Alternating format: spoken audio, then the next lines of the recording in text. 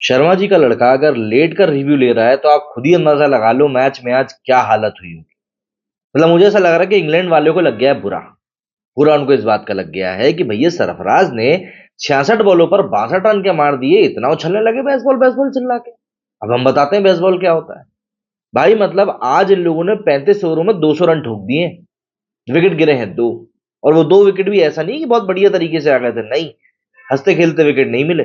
उन विकेटों को वाकई में इंडियन टीम को निकालना पड़ा है। और शुक्र मनाओ 2 विकेट निकल गए।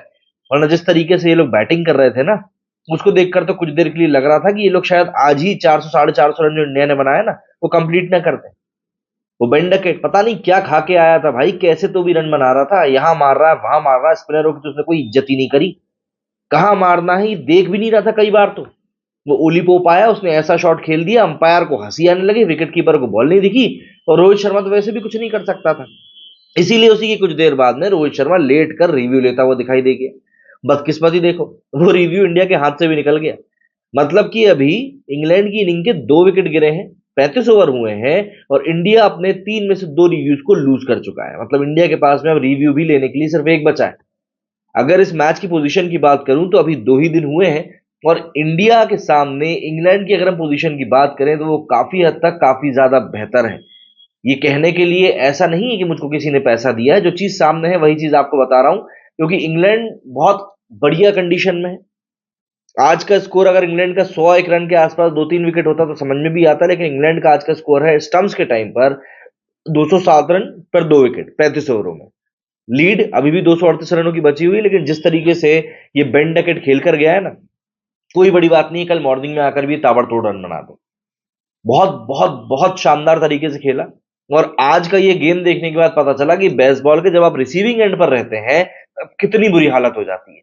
समझ में ही नहीं आता भाई कि किसको कराओ और किसको ना कराओ। क्या बुमराह, क्या सिराज, क्या कुलदीप, क्या अश्विन, क्या जडेजा। जडेजा तो बेचारा मतलब आज ऐसा हो गया था, उस बेचारे ने इतनी नो बॉल फेंक दी कि आखिर में रोहित शर्मा को उसको बोलना पड़ गया कि ये टी20 में तो इतनी फेंकता नहीं है, बोलना भाई यहाँ पर अलाउड नहीं है ये सब।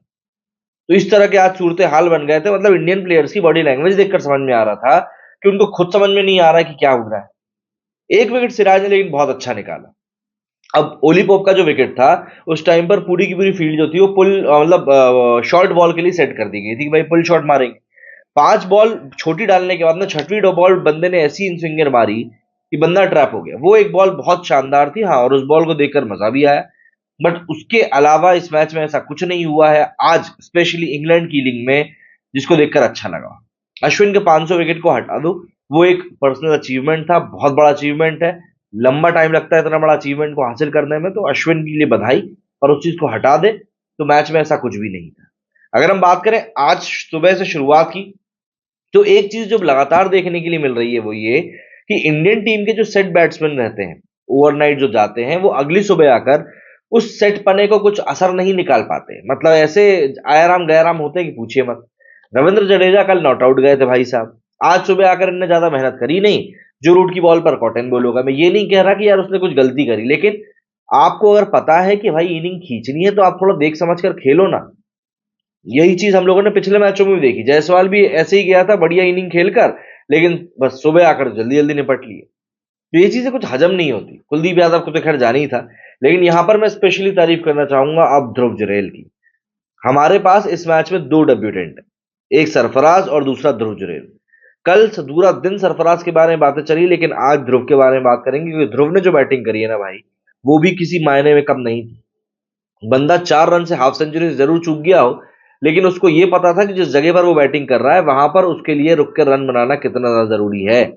और उसी पॉइंट पर ध्रुव ने अश्विन के साथ मिलकर जो पार्टनरशिप करी, वो पार्टनरशिप बहुत ज्यादा इंपॉर्टेंट साबित हुई।